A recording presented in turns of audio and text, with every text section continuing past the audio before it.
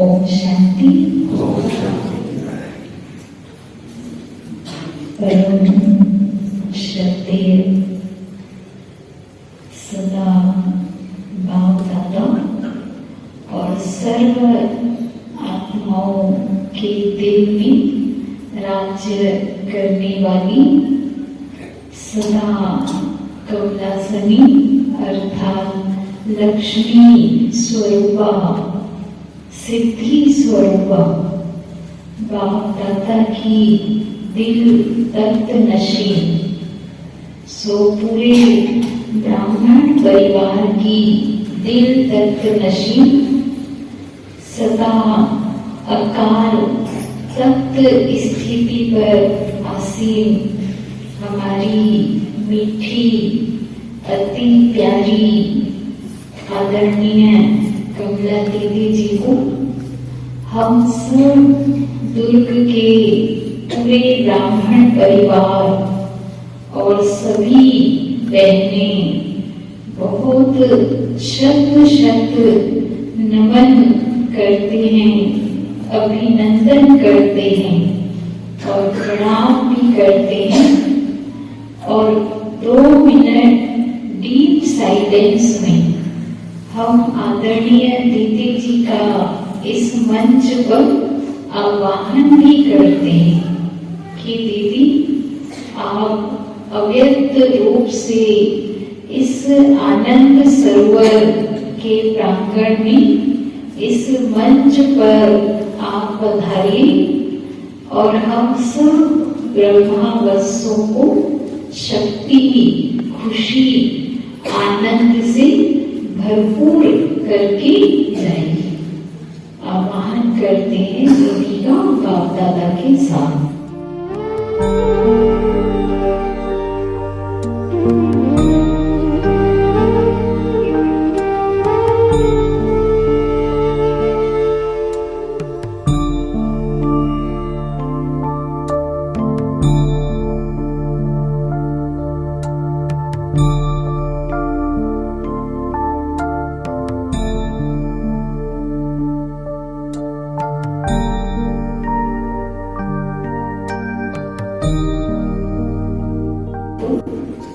संपूर्ण जीवन ही हम सभी पूरे छत्तीसगढ़, पूरा इंदौर जोन, मध्य प्रदेश, राजस्थान, उड़ीसा, हम सब हजारों ब्रह्मावसों के लिए दीदी का जीवन ही सारा एक संपूर्ण गीता है।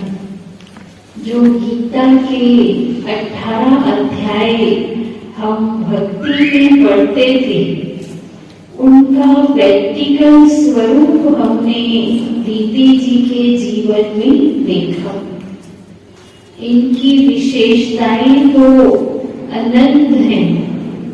अगर हम सारा दिन सारी रात भी सुनाएंगे तो दीदी की विशेषताएं, जैसे शिव बाबा की महिमा अपरम अपार है, ब्रह्मा बाबा की महिमा अपरम अपार है, ऐसे आदरणीय कमला दीदी जी की भी महिमा अपरम अपार है। लेकिन कुछ झलकियां जो हम अपनी आंखों से देखे हैं दीदी के जीवन में, उसमें से हम कुछ संस्मरण, कुछ प्रसंग आप सबके बीच रखेंगे। पर हम यही आपको पहले से ही बताना चाहते हैं कि जब भी हम किसी आत्मा की, किसी महान आत्मा की, किसी दिव्य आत्मा की जब श्रद्धांजलि सभा का आयोजन करते हैं तो वाकई में सिर्फ उनकी महिमा के लिए नहीं, लेकिन जो विशेषताएं या जिन कदमों पर चलकर दीदी ने अपनी परफेक्ट स्टेज, अव्यक्त अवस्था कर्मातीत अवस्था या संपूर्ण अवस्था को प्राप्त किया है, तो आज उनमें से हम सभी कम से कम 3-4 महिमा या विशेषताओं को आत्मसात जरूर करेंगे। इन्हीं प्रेरणाओं के साथ हम दीदी के जीवन की झलकियां आप सबके सामने प्रस्तुत करना चाहते हैं। सबसे पहले हम चलते हैं दीदी जी के जन्म पर। लौकिक में आदरणीय कमला दीदी जी यूपी के इलाहाबाद के प्रतापगढ़ से एक बहुत ही बड़ा गांव था, बहुत बड़े खानदान ब्राह्मण परिवार में 18 अगस्त 1942 में आपने जन्म लिया, यानी आजादी के 5 साल पहले आप स्वतंत्र भारत में जन्म लिए। और बचपन से ही दीदी की जो नेचर कहें या जीवन की भावनाएं कहें, बहुत ज्यादा भक्ति भावना से ओतप्रोत थी दीदी। क्योंकि हम दीदी से जब मिलते थे तो कई बार दीदी अपने बाल्यकाल की भी गाथाएं हमसे शेयर करते थे। तो दीदी स्वयं बताते थे कि मैं गंगा नदी में रोज 4 बजे स्नान करने जाती थी, चाहे ठंडी के दिन हो, चाहे गर्मी के दिन हो, चाहे कोई भी दिन हो। यानी भक्ति भावना भी बहुत प्रबल उच्च कोटि की इन्होंने भक्ति की। जो काशी विश्वनाथ है बनारस में, वहां भी आप हमेशा दर्शन करने जाते रहते थे। और लौकिक में आपने 8वीं तक ही पढ़ाई की।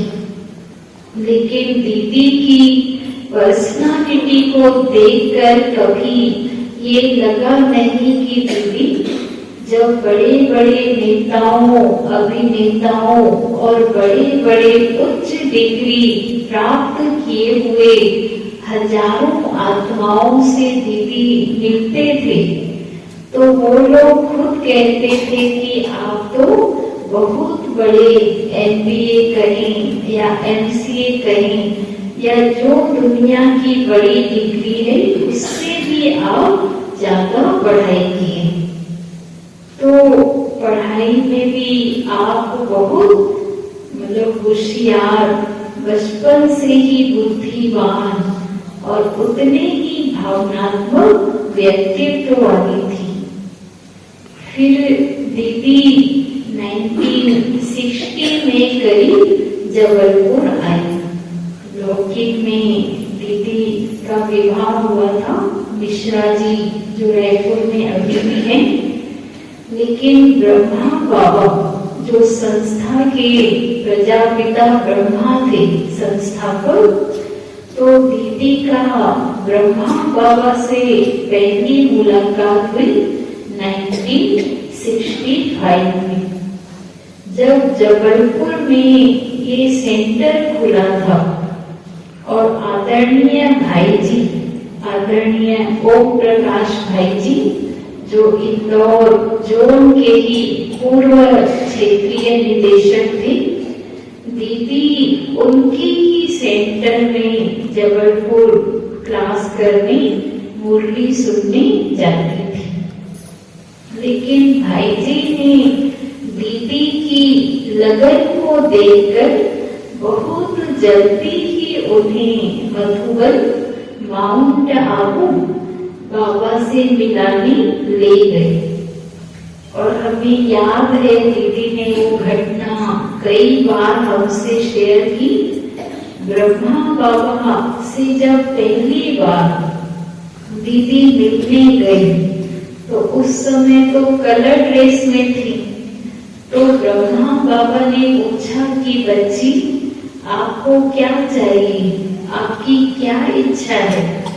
तो दीदी ने तुरंत जवाब दिया कि बाबा, मुझे सफेद साड़ी चाहिए।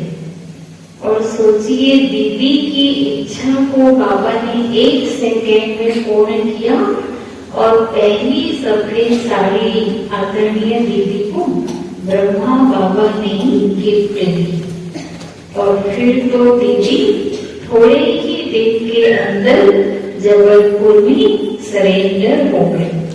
घर से भी छुट्टी मिल गई, थोड़ा बंधन हुआ पर छुट्टी मिल गई, क्योंकि इतने उच्च खानदान की बहू मात्र 20-21 साल की आयु और विवाह के बाद कोई आजीवन सफेद साड़ी पहनने के लिए पवित्र जीवन जीने का दृढ़ संकल्प करे।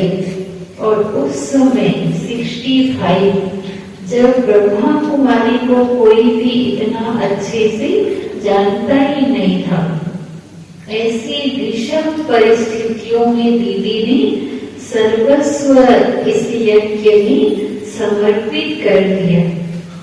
और फिर इनकी यात्रा शुरू हुई 65 से जबलपुर। फिर भाई जी को बाबा ने इंदौर भेज दिया।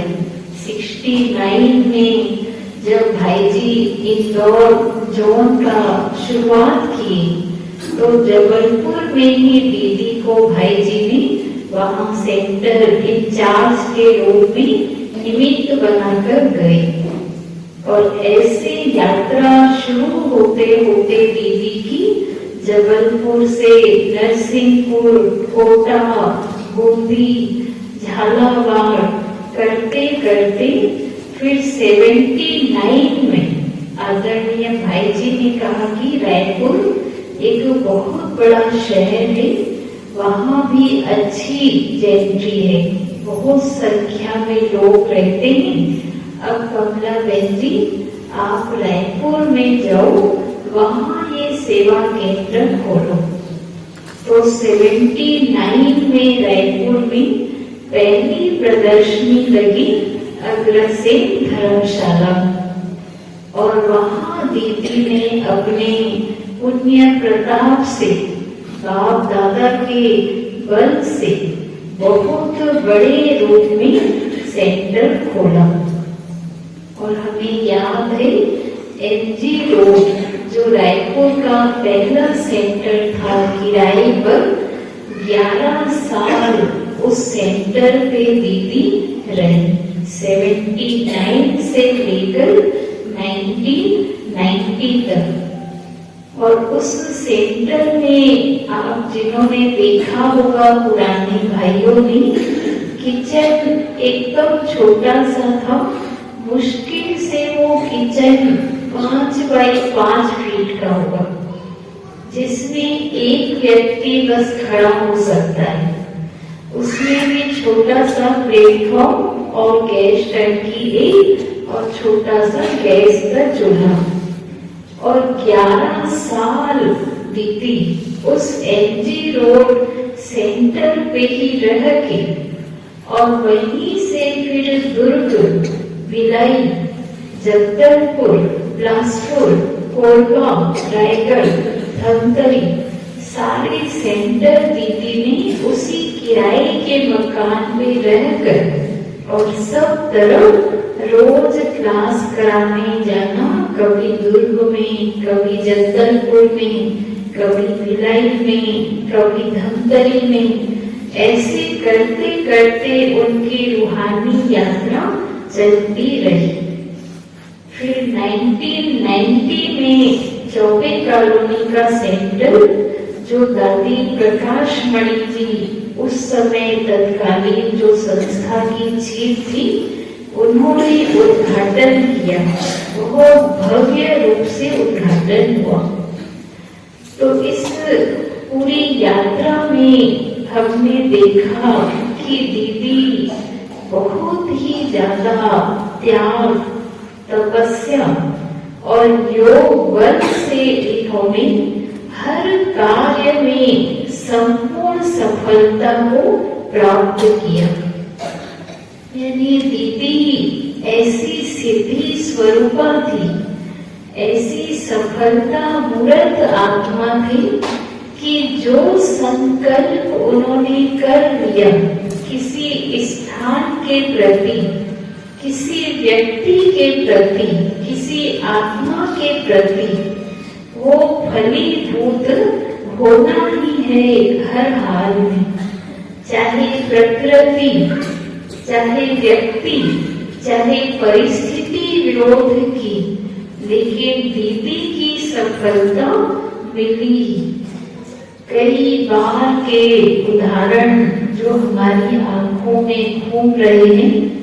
एक बार रायपुर शांति सरोवर में एक बहुत बड़ा फंक्शन आदरणीय भाई जी कमला दीदी जी ने रखा था, ग्लोबल करके कार्यक्रम था। तो उस ग्लोबल कार्यक्रम में अचानक सुबह क्लास हुई ब्राह्मणों की, और शाम को जो बहुत बड़ा टेंट लगा था जिसमें मुख्यमंत्री रमन सिंह जी थे उस समय, और बहुत सारे पूरे जोन के 10-15 हजार की सभा का आयोजन था। और अचानक 4 बजे बहुत तेज बारिश हुई, बहुत तेज। हम उस समय रायपुर में थे शांति सरोवर में, और 6 बजे प्रोग्राम शुरू होना था, और पूरे शहर में ऐसी बारिश थी कि देख करके लगता नहीं था कि अब ये प्रोग्राम होगा। लेकिन दीदी ने बाबा के कमरे में बैठकर जो पावरफुल योग किया, थोड़ी ही देर में सारा तूफान शांत हो गया, बारिश रुक गई, और टेंट जो उखड़ गया था उसको फिर से टेंट वालों को बुला के लगा दिया गया। थोड़ा वायुमंडल ठंडा भी हो गया। अक्टूबर का महीना था, ग्लोबल फेस्टिवल 10-10-10, और ऐसे करके वो प्रोग्राम हुआ, और सारे वीआईपीस भी आए, सारे ब्राह्मण भी आए, और बहुत फर्स्ट क्लास प्रोग्राम हुआ। तो ये था दीदी के योग की सफलता।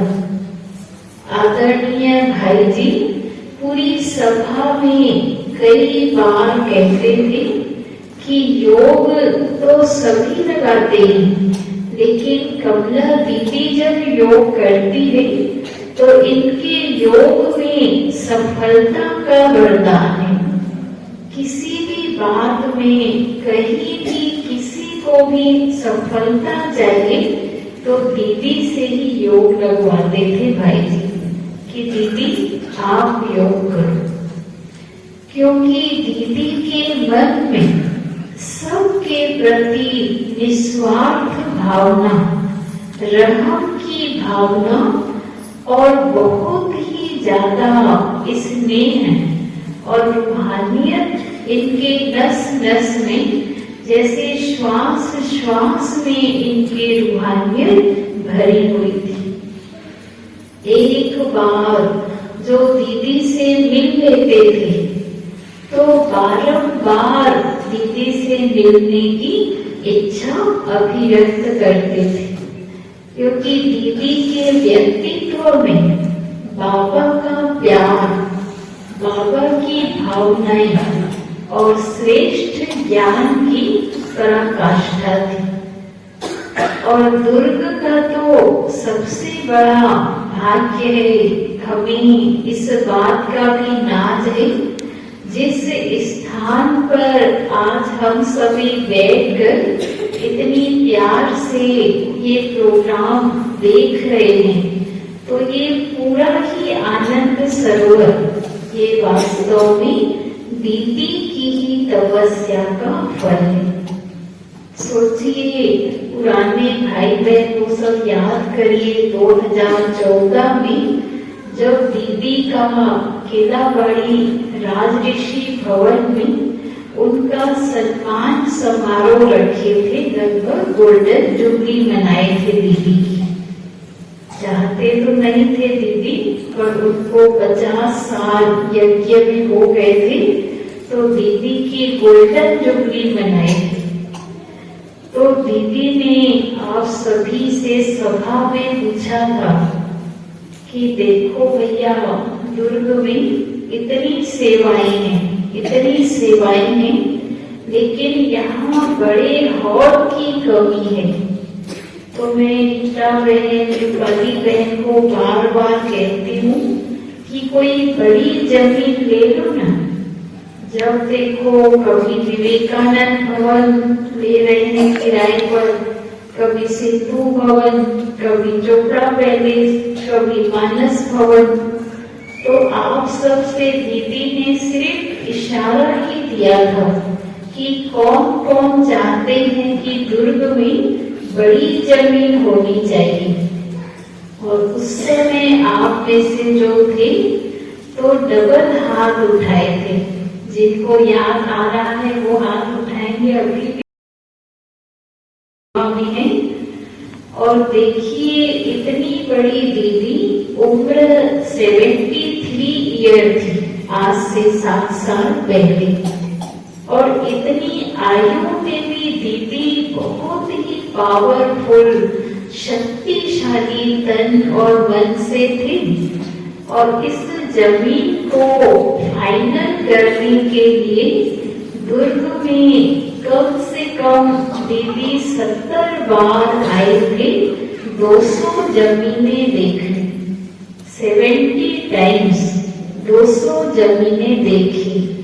कभी उर्ला में, तो कभी गुड़गांव में, तो कभी अंडा में, कभी अनौदा, कभी कोलियापुरी, कभी शहर में अनेक जमीनें देखे, कभी बोरसी।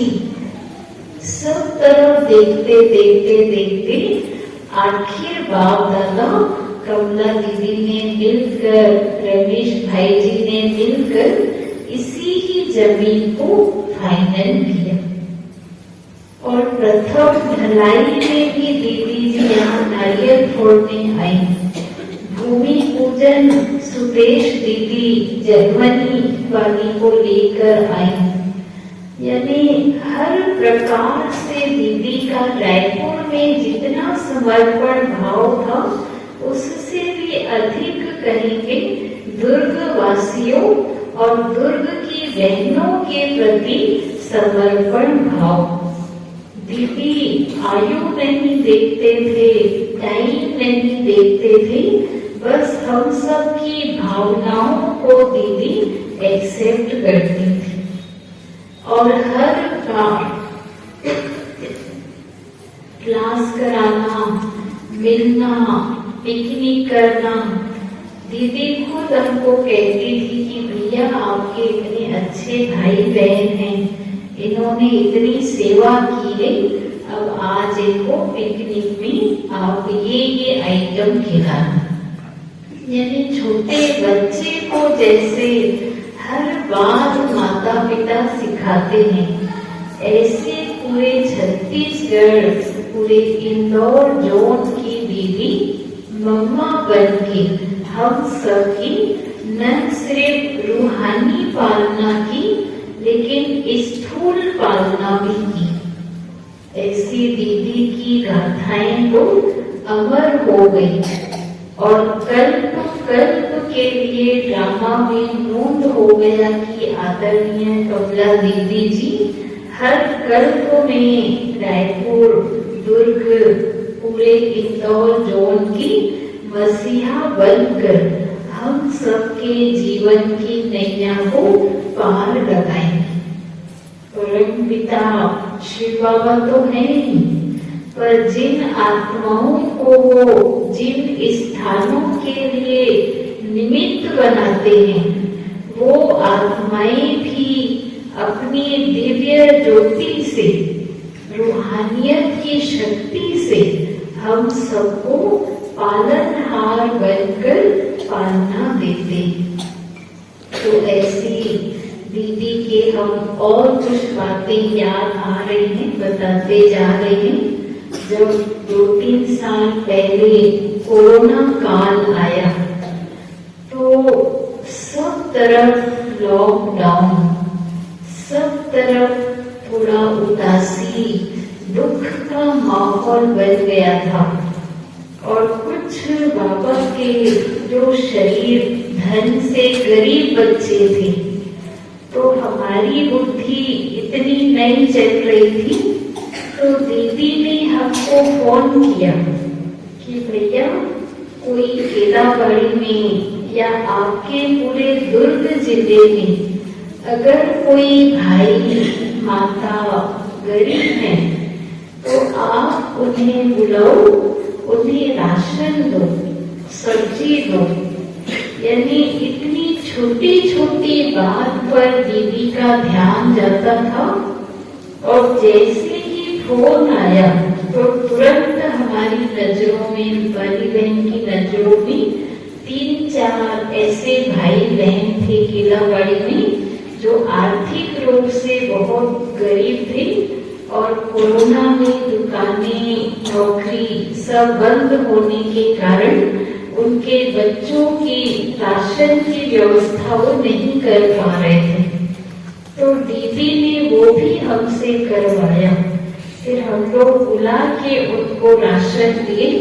तो उनको भी लगा कि दीदी रायपुर में है और उनको दुर्ग के प्रति इतना ध्यान, इतनी भावना। और दीदी की सबसे बड़ी विशेषता थी यज्ञ से बहुत प्यार। मधुबन यज्ञ सेंटर की भंडारी, हर आत्मा से दीदी ने तन भी सफल कराया, मन भी सफल कराया और धन भी सफल कराया। यानी ऐसी वरदानी मूर्त आत्मा, ऐसी सिद्धि स्वरूप आत्मा कि जिस आत्मा को दीदी जो कह दे वो प्रैक्टिकल में उनके जीवन में धारणा वरदान के रूप में आती थी। मधुबन महायज्ञ में दीदी ने बहुत धन सफल किया, बहुत करोड़ों। और अभी जब वो हॉस्पिटल में थे बॉम्बे में और हमारा टर्न था 1 दिसंबर, उसमें भी दीदी ने बहुत बेहद में, चूंकि बॉम्बे में है तो भी वहां से उन्होंने सरिता बहन जी को बोल के और हेमा दीदी को अपना रायपुर की तरफ से सबसे ज्यादा बेहद मात्रा में धन सफल कराया। यानी सदा वो सफल करने में और कराने में अग्रणी रही, नंबर 1 रही। भाई जी को देने में, बाप दादा को देने में, मधुबन को देने में कभी भी किसी भी बात में दीदी ने कंजूसी नहीं की। सदा भ्रात दिल, उदार दिल। और एक बात जो दीदी की हम नहीं भूलते हैं कभी, यानी ब्रह्मा कुमारी बहनें जो पूरे जोन में हजारों हम सब बहनें हैं, हम सब के योग का भी ध्यान, स्वास्थ्य का भी ध्यान। अगर कोई छोटी से छोटी बहन की तबीयत खराब है तो दीदी लाखों काम छोड़ के बार बार उनको फोन करना, उनसे मिलने जाना और तबीयत का पूरा ध्यान रख के उनकी मनोबल को बढ़ाना कि जिससे वो जल्दी स्वस्थ हो जाए। जैसे हमारा 10 साल पहले जब इस शरीर का ऑपरेशन हुआ था, स्पाइनल कॉर्ड का, तो हम थोड़ा सा तो ये तो मन में आ गया था कि बाबा अब हम शायद ही बचेगी, अब ये शरीर शायद अब एडवांस पार्टी में जाना होगा। हम मेंटली जब राजऋषि भवन से निकल के गाड़ी में बैठे तो यही सोच के जा रहे थे कि बस अब शायद ये लास्ट ही टाइम है, क्योंकि तकलीफ बहुत ज्यादा थी। तो उस समय आदरणीय कमला दीदी जी माउंट आबू में थी, एक काउंट मीटिंग में, सोचिए, और इतनी बड़ी जोनल डायरेक्टर, और हम क्या है, छोटी सी बच्ची थे दीदी के सामने, लेकिन माउंट आबू की मीटिंग छोड़कर और भिलाई की आशा दीदी को लेकर दोनों दीदियां बॉम्बे आई हॉस्पिटल में, और हमारे ऑपरेशन के पहले डॉक्टर से मिलना, सिग्नेचर करना, क्योंकि गवाह के रूप में सिग्नेचर कराते हैं डॉक्टर। तो लौकिक को तो हम बचपन से भूल ही चुके थे, तो दीदी ने लौकिक अलौकिक माता पिता के रूप में सिग्नेचर किया, और न सिर्फ ऑपरेशन तक, लेकिन पूरा 3 दिन रह के, जब तक होश हमको आया, फिर हम चले फिरे, भोजन किए, पूरा 3 दिन बॉम्बे में रह के हमको पूरी विल पावर दे के, स्वस्थ देख के, उसके बाद दीदी वापस रायपुर गए। और इतना ही नहीं, जब हम लौट के आए, 1 महीना बॉम्बे रहे, तो उसके बाद भी दीदी ने कहा आपको दुर्ग जाने नहीं देंगे, क्योंकि आप सेवा में लग जाओगे, फिर शरीर का ध्यान नहीं दोगे। तो एयरपोर्ट पे हमको लेने आई और 1 महीना शांति सरोवर में अपने निगरानी में रखा, और रोज एक छोटे बच्चों को जैसे माँ नई नई टोली खिलाती है, तो रोज दीदी 24 कॉलोनी से हमारे लिए नया नया आइटम बनवा के लाती थी, कि देखो रीता आला के लिए ये लाए हैं, आज ये लाए हैं। और जो हमसे मिलने आते थे दुर्ग से, कहाँ से, सबको दीदी स्वयं अटेंड करते। यानी ये पूरा जीवन ही हमारा, अगर हम एक शब्द कहें तो आदरणीय कमला दीदी की देन है। स्वास्थ्य में हर प्रकार की मदद, हजारों बहनों का जीवन उन्होंने ऐसे संवारा, संभाला, और बाबा से सेवा से इतना प्यार, अमृत वेले से इतना प्यार, मुरली से इतना प्यार। अभी लास्ट तक भी हम 6 नवंबर दीदी से मिलने गए थे। अभी 4 साल से हमारा दीदी से तो बहुत था, अभी और 2 मच हो गया था कि हर महीने हम 3 दिन शांति सरोवर में रहते थे, और दीदी भी हमारा इंतजार करती थी। जिस महीने हम 2-3 दिन लेट हो जाते थे, तो दीदी का सामने से फोन आता था कि रीता इस महीने आप अभी तक आए कैसे नहीं? तो सॉरी दीदी, थोड़ा सेवा में थे, अब कल हम आए। बोले आपको पूछने की जरूरत है, आपका तो घर है, इंतजार करेंगे। बाहर एक फूल लेकर दीदी हमारे लिए खड़े रहते, इतना प्यार। तो 6 नवंबर की बात है, पर उस दिन भी दीदी मुरली सुनाई थी। तकलीफ थी थोड़ी, किडनी फेल तो हो गई थी 70-60%, पर इतना पता नहीं था तब तक। तो हमको बोले कि भैया मैं कल 7 नवंबर बॉम्बे जा रही हूँ किडनी का चेकअप कराने। तो हम बोले दीदी आप कितने दिनों में वापस आएंगी? तो बोले बस 4 दिनों, सिर्फ चेकअप कराना है, चेकअप करा के वापस आऊंगी। अब ये हम भी नहीं जानते थे कि दीदी बॉम्बे जाएंगी तो 1 महीने के बाद आएंगी, और ये एकदम एक्टिव रूप में दीदी से लास्ट मुलाकात है, इतना तो नहीं था। लेकिन दीदी के वो शब्द हमें रोज अभी याद आ रहे हैं। जाने के दिन जो दीदी मिली थी हमसे 2 घंटे, तो उन्होंने कुछ ऐसे ही शब्द कहे थे। बोला कि अब ना शांति सरोवर पूरा सेट हो गया है, सब बहनों की भी बढ़िया सेटिंग हो गई है और नया रायपुर भी बहुत बढ़िया बन गया है। थोड़ा बहुत काम बचा है, उसको महेश भाई करा देगा।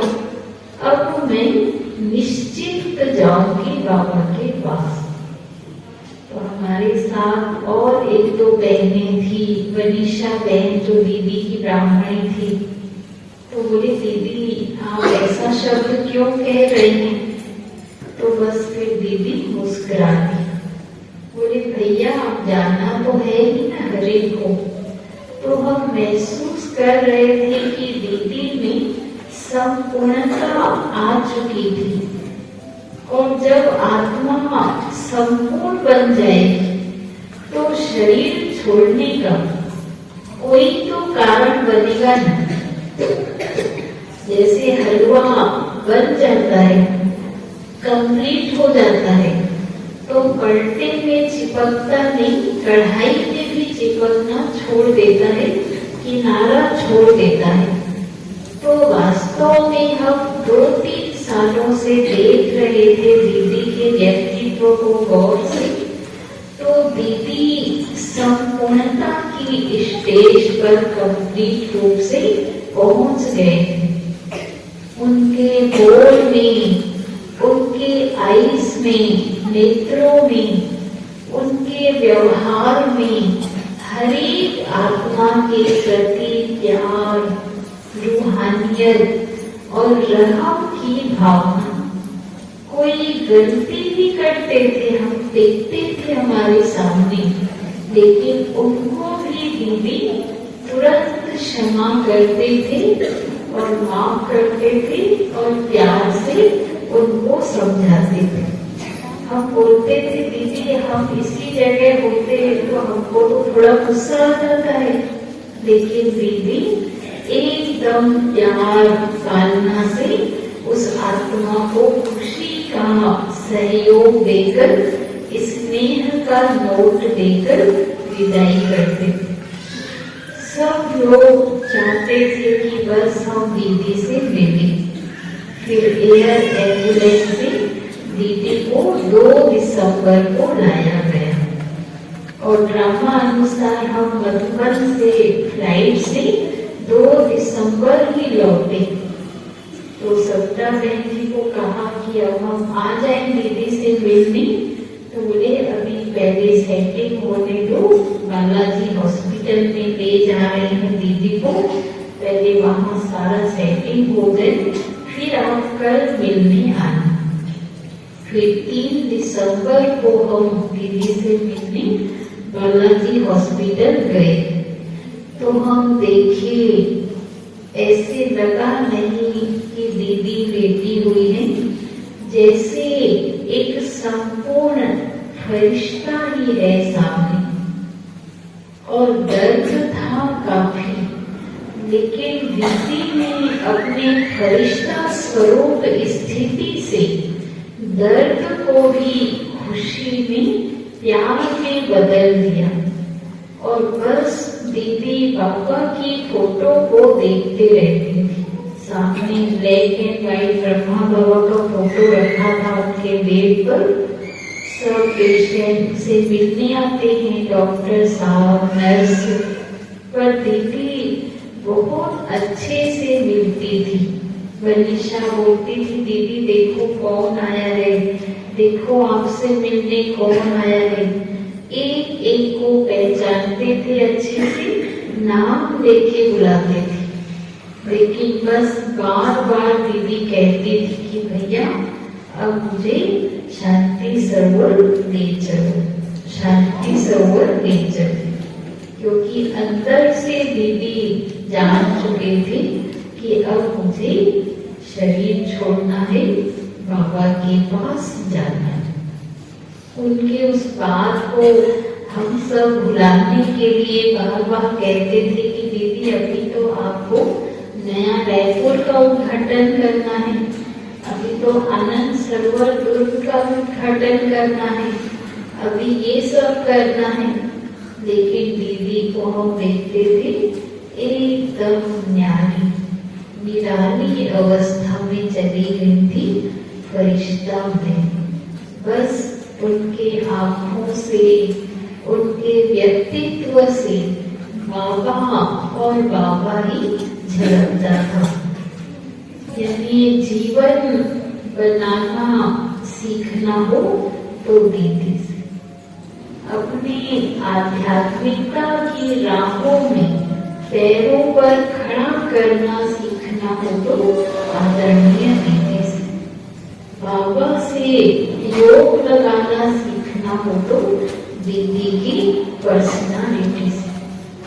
ऐसी महान विभूति जिन्होंने 10 दिसंबर, देखिए भाई जी की दीदी शुरू से लेकर अंत तक आज्ञाकारी रही, और इतनी आज्ञाकारी कि मृत्यु भी शरीर की हुई तो भाई जी के 15 दिन का अंतर वही मंथ। दिसंबर 25 में आदरणीय भाई जी 2015 में देह त्यागे, और 10 दिसंबर 2022 में दीदी भी भाई जी के पीछे पीछे चली गई। हम देख रहे हैं 7 दिनों से, जब से दीदी ने देह त्यागी है, सूक्ष्म वतन में बाप दादा के साथ, गुलजार दादी के साथ दीदी भी बाबा की गोदी में बैठी रहती हैं, और बहुत ऐसे वरद मुद्रा में हम सबको शक्तियां, प्यार, खुशियां बांट रहे। तो वास्तव में किसी को श्रद्धांजलि देनी हो तो आंसू बहा के नहीं दी जाती, लेकिन जिन कर्मों को उन्होंने करके अपनी फाइनल डेस्टिनेशन पे पहुंचे, हमें भी उन कदमों पर चलना है। त्याग, तपस्या, समर्पण मेहता, संपूर्ण बाप के प्रति बलिहार जाना, और हरेक को आध्यात्मिक राहों पर सेल्फ डिपेंड बनाना। सेंटर खोलना तो दीदी के लिए मासी का घर था। कितनी आत्माओं को इन्होंने प्रार्थना की। आज सारा विश्व ही, सारा भारत ही और सारा जोन ही दीदी को श्रद्धांजलि, अनेक सेंटरों में आज ये ब्रह्मा पूजन का कार्यक्रम है, और दीदी को ब्रह्मा भोजन से भी बहुत प्यार था। बहुत प्यार से दीदी अपने हाथों से 25 साल तक इन्होंने ब्रह्मा भोजन बनाया, और आज भी हम देखते थे 4-5 साल पहले भी कभी स्वयं किचन में जाकर दीदी भोजन को दृष्टि देते थे। ब्रह्मा भोजन से अगाध श्रद्धा और भावना और प्यार रहा। तो ऐसी दीदी को हम बहुत दिल से, प्यार से, खुशी से श्रद्धांजलि देंगे, शांति से। काली बहन आपको आगे का प्रोग्राम बताएगी। तो हम यही आज संकल्प करें कि दीदी आप जैसे अचानक बहुत जल्दी ही अव्यक्त होके चले गए, वास्तव में चले गए शब्द भी नहीं कहेंगे, दीदी तो हमारे साथ रहेंगी ही पूरे संगम युग अव्यक्त रूप से। जो दीदी को महसूस कर रही है 10 दिसंबर से कि हमारे साथ ही है, वो आज हाथ उठाएंगे। महसूसता आ रही है ना कि दीदी आज भी अभी भी हमारे साथ देख रही हैं, चल रही हैं और अव्यक्त रूप में इशारे दे रही हैं। तो हम दीदी के आध्यात्मिक कदमों में से कुछ कदमों को आज अपने जीवन में आत्मसात करेंगे, क्योंकि ऐसी करुणामयी, ममतामयी, स्नेहमयी दीदी जिन्होंने पूरे जोड़ को सजाया, संवारा, लाखों आत्माओं का जीवन बनाया, वो बाप समान बन के अव्यक्त रूप धारण कर लिए।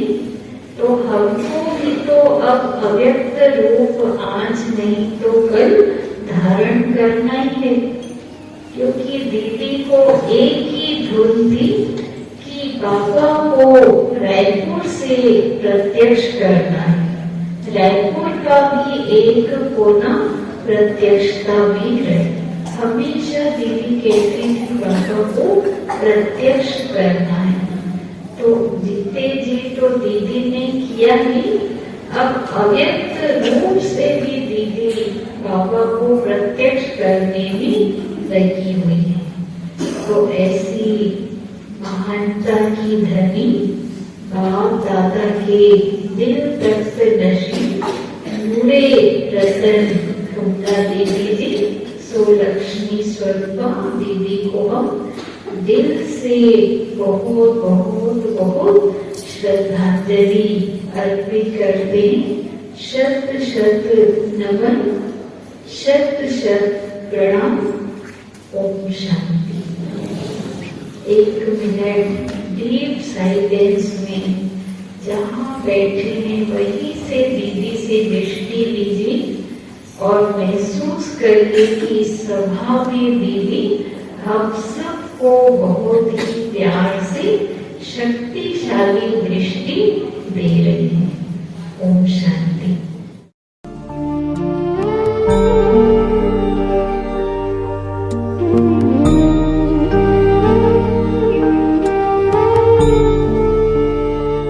पर कमला देवी जी एक ऐसी महान आत्मा थी जिन्होंने अनेकों के जीवन को महान बनाया, लाखों आत्माओं का मिलन परमात्मा पिता से कराया और जिन्होंने शिव बाबा के महान कार्य का संचालन बहुत ही सफलतापूर्वक किया। और जैसा कि हम सब जानते हैं कि कमला देवी जी इंदौर जोन की क्षेत्रीय निदेशिका, जिसके अंतर्गत छत्तीसगढ़, मध्य प्रदेश, राजस्थान और उड़ीसा के सेवा केंद्र आते हैं। और साथ ही साथ कमला देवी जी अपने ब्रह्मा कुमारी की सिक्योरिटी विंग की नेशनल कोऑर्डिनेटर थी। तो इतनी बड़ी जिम्मेवारी संभालने के बाद भी कितनी सरल और कितनी नम्रचित्त थी, ये हम सब भाई बहनें भली भांति जानते हैं। और हम में से आज हर ब्राह्मण आत्मा उनके स्नेह और अपनेपन को याद करके भाव विभोर है। और हम में से हर एक के पास कुछ उनके अंग संग के अनुभव है। और आप में से भी कईयों का मन होता होगा कि हम यहाँ आकर उनसे जो हमने पाया वो हम यहाँ सबके साथ शेयर करें, पर समय की भी एक अपनी सीमा है।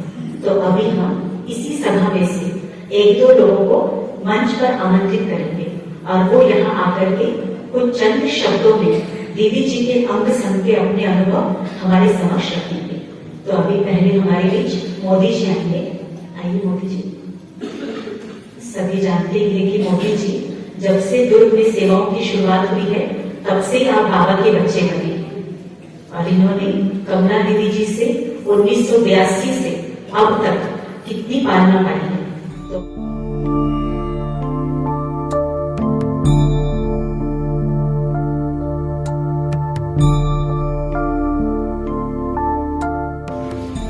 हम सबके आदरणीय अति स्नेही लव का बैलेंस रखने वाली कमला दीदी जी को हम सब भाई बहनों की तरफ से श्रद्धा सुमन अर्पित है। और भविष्य की सत्युग की स्थापना में आत्मा के पार्टी के लिए हम सबकी ओर से शुभ विदाई और बधाई है। आदरणीय दीदी का व्यस्त जीवन से बाहर आकर ब्रह्मा कुमारी वन विश्व सेवा में अपना भरपूर योगदान देना अनुपम मिसाल है। दीदी अपने संगम युगी जीवन काल में अपने से निमित्त बड़ों की आज्ञाकारी रही, सदा हाजी का पाठ बजाया।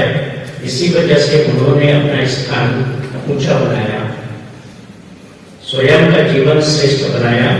साथ ही एमपी व छत्तीसगढ़ में 57 वर्षों से भी अधिक समय तक सेवा कर एडवांस पार्टी में अपना स्थान पाया। दीदी सहजता, सरलता, हर्षित मुखता की चैतन्य तस्वीर थी। दीदी सहजता, सरलता, हर्षित मुखता की चैतन्य तस्वीर बनकर रही।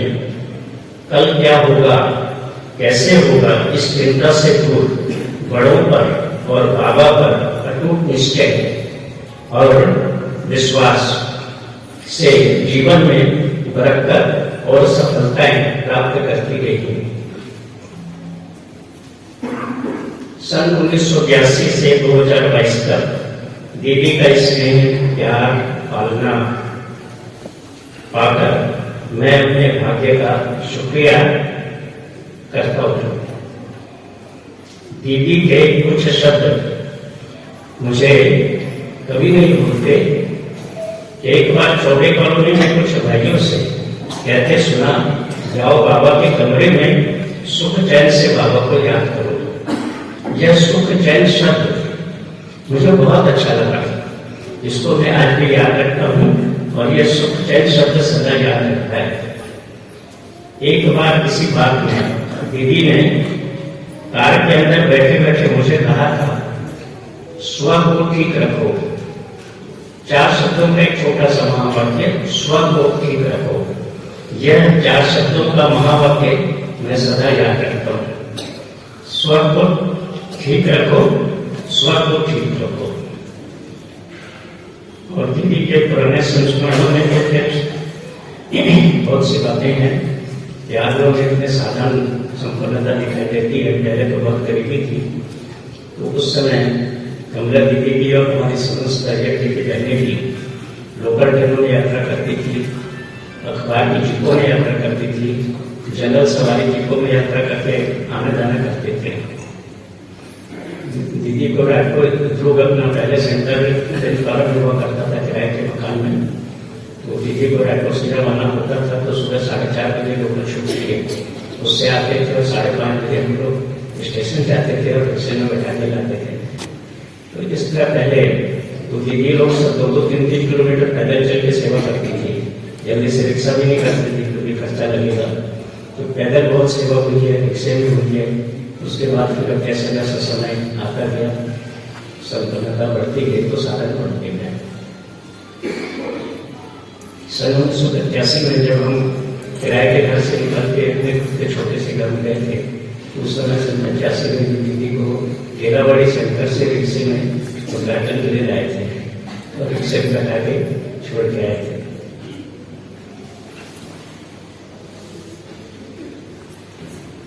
और इस तरह कमला बहन की सेवा के लिए 79 से जैसे रायपुर में सेवा शुरू हुई, 82 से दुर्ग में सेवा शुरू हुई और 82 से भिलाई में सेवा शुरू हुई, 83 से राजनांदगांव में सेवा शुरू हुई। तो वो सब जगह आना जाना करते थे जीपों में। अखबार की जीपें सुबह वहां से निकलती थी, रात को निकलते 2 बजे 3 बजे, उसमें बैठ के वो आते थे तो भिलाई राजनांदगांव तक जाते थे। इस तरह कठिन तपस्या का दौर तो था। आज तो उनको जितना वैभव दिखाई देता है, ये समय की बलियानी है कि यह अब मिल रहा है, लेकिन पहले के लोगों ने बहुत कठिन तपस्या की है और उसका फल भी उन्हें अभी भी मिला भी है और भविष्य में दिखाई है। इस तरह कमला बहन जी को हम सब श्रद्धांजलि अर्पित करते हैं।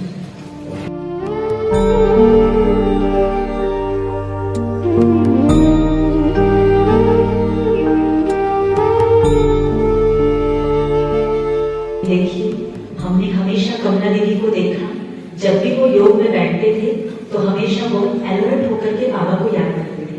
चाहे वो सुबह का 2 बजा हो या 2:30 बजा, कभी उन्होंने आंखें बंद करके बैठे हो, ऐसा हमने कभी नहीं देखा। कभी उनकी तबीयत खराब भी रही हो तब भी उन्होंने कभी आंखें बंद की हो, ऐसा कभी नहीं देखा। हमेशा अलर्ट पोजीशन में वो बाबा को बहुत प्यार से याद करते थे। तो किसी ने पूछा कि दीदी इतनी तबीयत खराब है फिर भी आप इतने अच्छे से बाबा को याद करते हैं? तो कमला दीदी ने प्यार से कहा कि देखो भाई, मैं कभी ये सोच के नहीं बैठती हूँ कि मैं ट्रांसलेट के आगे बैठी हूँ या बाबा की फोटो के आगे बैठी हूँ। मुझे तो बिल्कुल ऐसा महसूस होता है कि साक्षात बाबा मेरे सामने बैठे हैं। तो जब बाबा सामने बैठे हैं तो मैं आंखें बंद कैसे कर सकती हूँ? तो इसलिए भले कितनी भी उनकी उम्र थी, शरीर की स्थिति कैसी भी रही हो, पर ज्ञान और योग के समय अलर्ट पोजीशन में सदा उनको हमने देखा। तो अगर हम भी बस इतना याद रखें कि बाबा मेरे सामने बैठा है तो हम सबका भी योग की स्थिति कैसी हो जाएगी? कमला दीदी जैसी बहुत अच्छी अवस्था हो जाएगी। तो अभी चंद्राकर जी अपना अनुभव हम सब क्या है।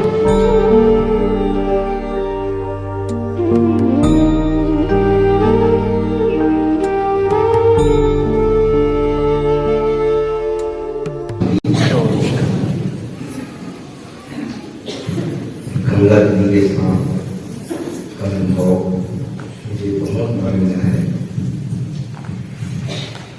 दीदी का मुख्य मेरे जो अनुभव होता था वो बहुत ममतामयी थी, स्नेह की मूर्त थी, सबको बहुत स्नेह देती थी, ऐसा मेरे को महसूस होता था। जब भी उनसे मुलाकात हुई है, मेरा करीब 25-30 बार मुलाकात हुई है दीदी से, तो हमेशा माँ के रूप में अनुभव होता था, क्योंकि वो बहुत ममतामयी थी। उनका बोल बहुत मधुर था, मुझे महसूस होता था। और दीदी से मैं जब भी डोली लेता था तो ऐसे लगता था कि जैसे कोई देवी स्वरूपा माँ से प्रसाद मिल रहा है, ऐसा अनुभव होता था। क्योंकि वो बहुत दिल से वो सब कुछ करती थी, उनके आंखों में स्नेह की झलक दिखाई देता था। और दीदी का बेहद सेवा के प्रति जो दीदी के साथ का अनुभव में देखा कि बेहद सेवा के प्रति बहुत समर्पित रहती थी। जहाँ भी हो, जैसा भी हो, सेवा के लिए बहुत ध्यान देती थी वो। खासकर दुर्ग के भाई बहनों के प्रति भी उनका ध्यान बहुत अच्छा था। मैं देखा कि जब भी दुर्ग की बात आती थी तो दीदी सहज रूप से स्वीकार कर लेती थी और यहाँ दुर्ग बहुत आती थी। सबसे ज्यादा मैं देखा कि दुर्ग में आना जाना उनका बहुत ज्यादा था।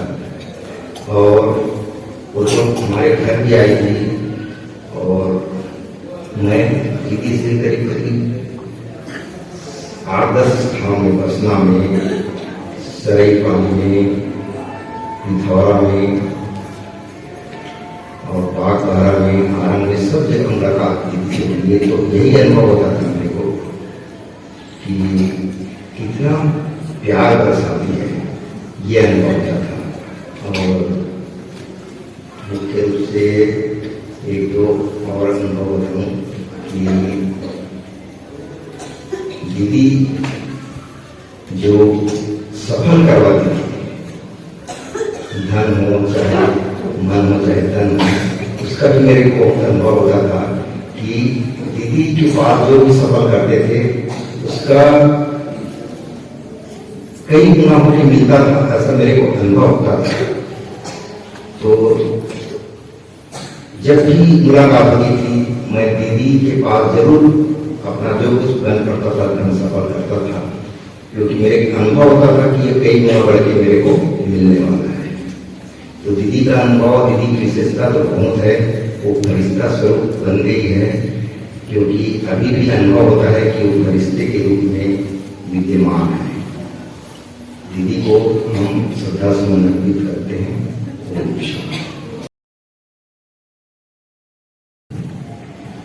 जैसे हम इंदौर हॉस्टल से पढ़ाई करके आए हैं, तो हमारे समय में हॉस्टल का सिस्टम था कि कॉलेज की पढ़ाई प्राइवेट करते थे और कॉलेज के समय सेंटर पर सेवा के लिए जाते थे। साल भर सेंटर में सेवा करेंगे, 2 महीना पहले हॉस्टल आके पढ़ाई करके फिर एग्जाम देते थे। तो जब सेकेंड ईयर में हमको सेंटर भेजा गया तो सबसे पहले हमको कमला दीदी के पास चौबे कॉलोनी में ही भेजा गया। तो जब 5 महीना हम चौबे कॉलोनी में रहे, फिर एग्जाम देने के लिए इंदौर गए। तो फिर हमने भाई जी को कहा कि भाई जी छत्तीसगढ़ रायपुर बहुत दूर है, अभी हम आपके पास ही रहना चाहते हैं, तो आप इंदौर के पास ही हमको कहीं रखिएगा। तो भाई जी ने हमारी बात को एक्सेप्ट किया कि ठीक है, दूर नहीं रहना, हमारे पास रहना है तो हमारे पास ही रहना। पर देखिए उसी समय हॉस्टल की दीदी भी वहीं बैठे हुए थे। तो करुणा दीदी ने भाई जी को कहा कि भाई जी पास में रहना चाहते हैं तो पास में रख देंगे, अच्छा है। पर करुणा दीदी ने एक बात भाई जी को याद कराई कि भाई जी, जो भी बहनें ब्रह्मा कुमारी जीवन की शुरुआत कमला दीदी के पास करती है तो उनका ब्रह्मा कुमारी जीवन हमेशा के लिए अमर हो जाता है। इस रास्ते में कितनी भी कठिनाइयां आए पर वो कभी उसमें डगमगाते नहीं है, वो इस जीवन में हमेशा टिके रहते हैं।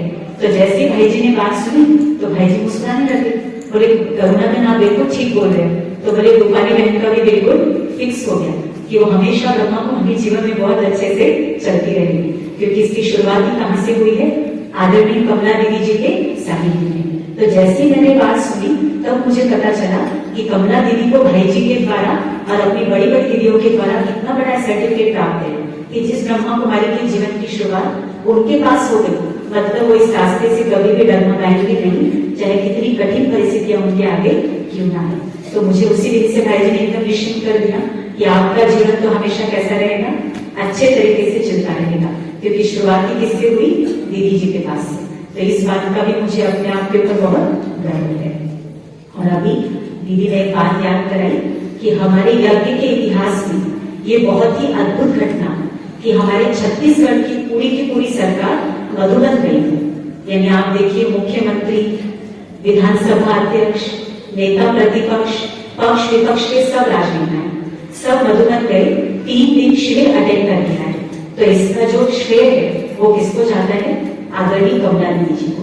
और अपने यज्ञ के इतिहास में ऐसा प्रथम बार हुआ कि किसी स्टेट की पूरी गवर्नमेंट उठ करके मधुबन पहुंची हो। तो कमला दीदी जी ने अपने जीवन में ऐसे अद्भुत कार्य किए हैं जो पहले कभी किसी ने न किए हो। और जैसा कि दीदी ने बताया ना कि सबसे पहला यज्ञ में रिट्रीट सेंटर रायपुर में बना, शांति सरोवर, जो रायपुर के ही भाई बहनों ने बनाया, उसको बाहर से कहीं का भी कोई आर्थिक सहयोग नहीं है। स्वयं रायपुर के भाई बहनों ने इतना बड़ा रिट्रीट सेंटर बनाया, ये भी अपने आप में एक अद्भुत मिसाल है।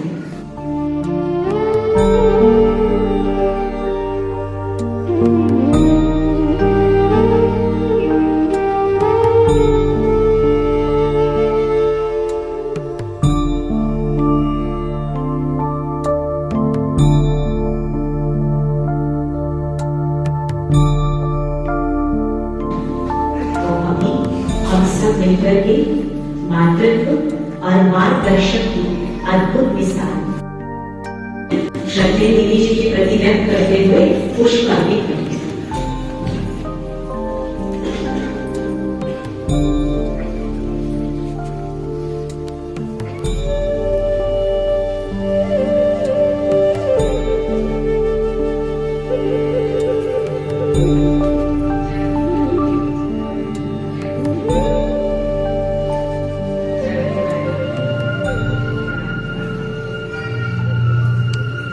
या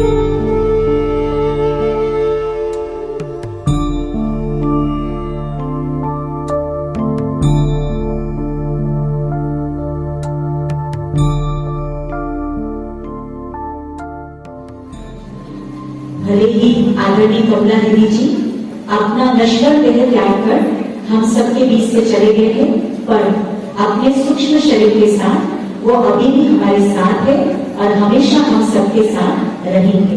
इस बात का हमें 101% निश्चय है।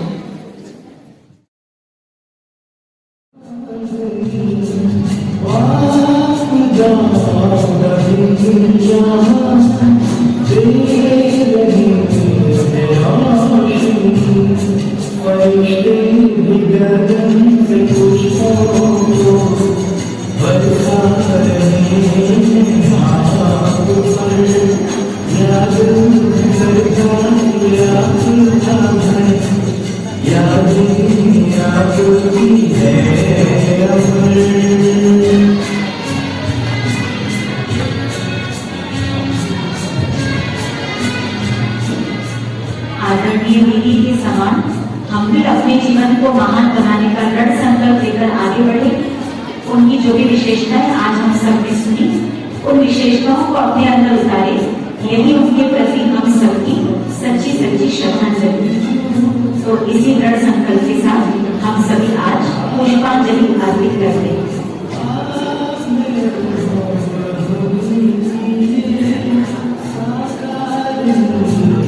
माताएं पहले अव्यक्त स्थिति में बैठी थी।